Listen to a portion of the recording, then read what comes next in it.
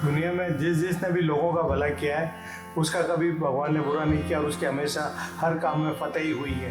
सही, बिल्कुल बात तो सही है। चलो तो इस बात पे मैं आपको एक आज कहानी सुनाता हूँ कि दुआएं हमारे जीवन में कहाँ कहाँ काम आती है। मैं बहुत जबरदस्त गांव की ग्रामीण कहानी सुनाता हूँ, दुआओं से कहाँ कहाँ हमें भविष्य में इंप्रूवमेंट मिलता है। ग्वाला समझते हैं आप लोग? ग्वाला, एक ग्वाला था और वो गायें चराने के लिए रोज नित्य उसका नियम था, गायें चराने जाता था। जब वो गायें चराने जाता था तो उसको उसकी माँ एक बड़ा सा सोगरा बना के डालती थी, भाता, राजस्थानी में कहते हैं भाता डालती थी। बाजरे की रोटी। हाँ, बाजरे की रोटी, 2-3 कांदे बाजरे की रोटी, वही उसकी दिनचर्या थी। वो बाजरे की रोटी लेके और बैठा ही पेड़ के नीचे, भूख लगी दिन में, और जैसे ही वो खाना खाने लगा और एक यात्री आया वहाँ पर और उसने बोला कि भाई मैं भी भूखा हूँ, मेरे पास कुछ खाने के लिए नहीं है और अगर आप मुझे भी खाना खिला दो तो भूख, बहुत जबरदस्त भूख लगी है। उसने बोला ठीक है भाई, मेरी माँ ने एक बड़ा सा सोगरा डाला है, इसके 2 टुकड़े कर लेते हैं, आधा तू खा ले और आधा मैं खा लूं। ठीक है, दोनों जीम लिए, पानी वानी पी लिया, तृप्त हो गए। फिर वही दूसरे दिन उसकी माँ ने एक बाजरे का सोगरा डाला और फिर वही दोपहर हुई और वो खेजड़ी की छाया में जैसे ही खाना खाने लगा और इस बार 2 यात्री आए कि भाई साहब हमें भी भूख लगी है, कुछ खाना हमें भी मिल जाए तो। ठीक है भाई, मेरी माँ ने एक सोगरा डाला है, इसके 3 टुकड़े कर लेते हैं, 2 तुम खा लो और 1। ठीक है, खा लिया, पानी वानी पी लिया, तृप्त हो गए और वो यात्री चले गए। फिर तीसरे दिन वही टाइम हुआ और वो बाजरे का सोगरा लेके खाने लगा और आज 3 आ गए कि भाई हमें भी भूख लगी है।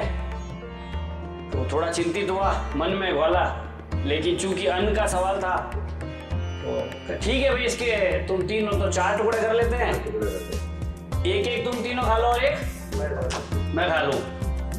ठीक है, खा लिया, पानी वानी पी के तृप्त हो गए। सब अपने रास्ते। हाँ, सब अपने अपने रास्ते चले गए और फिर वही चौथा दिन हुआ और वो जैसे ही भोजन करने बैठा खिचड़ी छाया में और आज 4 आदमी आ गए। वो बड़ा चिंतित हुआ और उन्होंने फिर वही कि भाई हमें भी भूख लगी है, कुछ खाना हमें भी मिल जाए तो, हमारे पास कोई साधन नहीं है। तो उसने बोला यार आप कल मेरे को पहले ही बोल देते कब 4 आएंगे तो हमारी माँ 2 ओगरा डाल देती। ठीक है, काम करते हैं, इसकी 4 टुकड़े कर लेते हैं, 1-1 तुम चारों खा लो, मेरे को तो रात को घर जाके खाना ही है। मेरी माँ शाम को घर पे खिला देगी। आप वाली बात के शाम को जाके घर पे तो खाना ही है। माँ थी, माँ तो खाना खिलाएगी, मन नहीं मानता उसको। वो चारों 1-1 टुकड़े को खा रहे हैं और वो जो वाला उनको देख रहा है और उसके मन में रहा नहीं गया। उसने पूछ लिया एक बात पूछूं क्या, आप लोग कौन हो? पहले आप अकेले आए थे, दूसरे दिन आपके साथ ही एक अलग और आया था, फिर एक और आया था।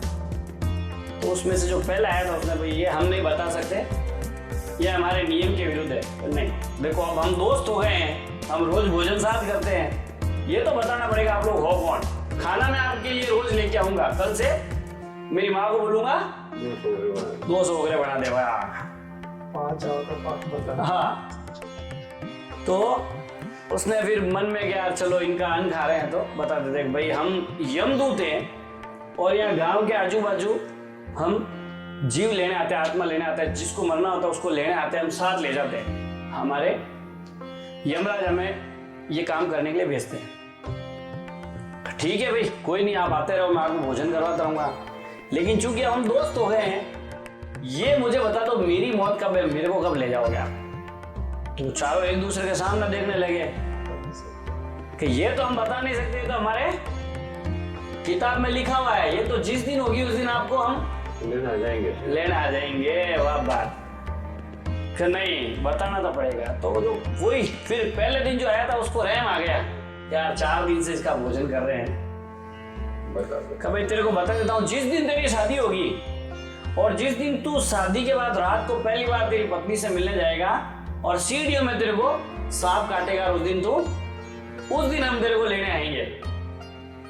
ठीक है भाई, ये तो लिखा लिखा है, विधि के लिखे को कौन डाल सकता। चले गए, समय बीतता गया, वो आते गए, भोजन करते गए, वो गाय चराता रहा। और वो दिन आए, उसकी सगाई हुई और उसकी बारात गई। सुबह बारात गई, दूसरे दिन बारात आ गई, सीखे लेके दुल्हन लेके आ गए। और वो गांव में क्या होता है, ऊपर एक माड़िया होता है, तो माड़िया में दुल्हन इंतजार कर रही थी अपने पतिदेव का, दुल्हन। और वो शाम हुई और वो सीढ़ियाँ चढ़ने लगा अपनी दुल्हन से मिलने के लिए। और वो चारों, उसमें से एक नाग बन के सीढ़ियों में बैठा था।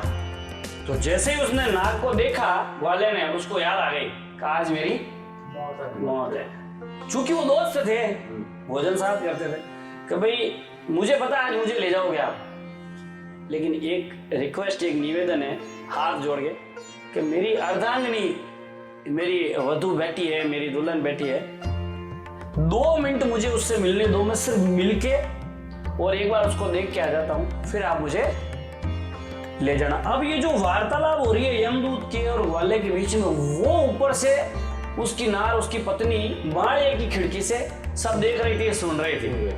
अब वो मन में घबरा रही थी, ये नाग अब मेरे पति को आज काटेगा। उसको सारी हिस्ट्री समझ में आ गई थी कि आज मेरे पति का लास्ट दिन है।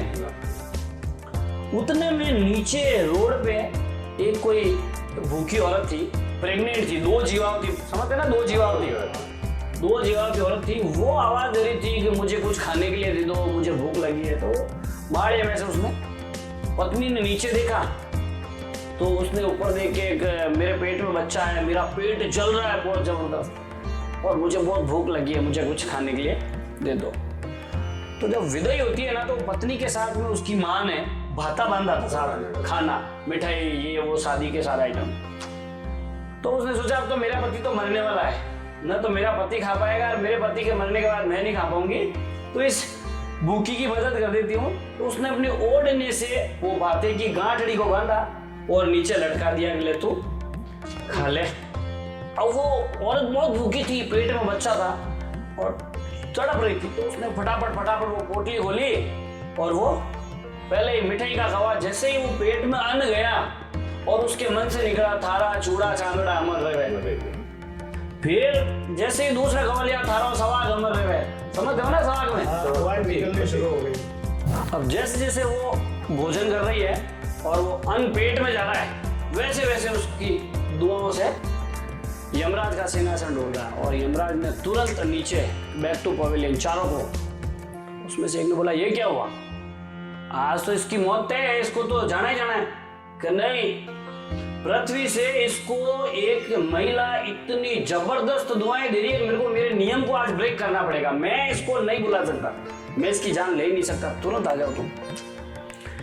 इसका मतलब क्या है, जो महेश जी ने बोला था ना, दुआएं, ये दुआएं में इतनी पावर होती है, हम कुछ भी करें, चाहे हम हमारे रोजगार करें, चाहे हम बिजनेस कर रहे हैं, चाहे हम नौकरी कर रहे हैं, हमें हर पल किसी न किसी की दुआएं लेते रहना चाहिए। जितनी दुआएं जीवन में हम लेंगे, लेकिन वो दुआएं सच्चे मन से आनी चाहिए। इसीलिए बड़े बुजुर्ग कहते हैं, घर से बाहर निकलो तो माता पिता के पैरों के चरण स्पर्श करके निकलो, क्योंकि जो झुकता है ना, वो झुकेगा तो कुछ लेके उठेगा। एक कहावत है राजस्थान में, पोटो पड़े तो किन की लेने उठे, यानी जो गोबर होता है ना, वो गाय गोबर करती है, गोबर को भी वापस उठाता है ना, तो साथ में मिट्टी को लेके उड़ता है। यानी जो झुकेगा वो कुछ न कुछ लेके उठेगा।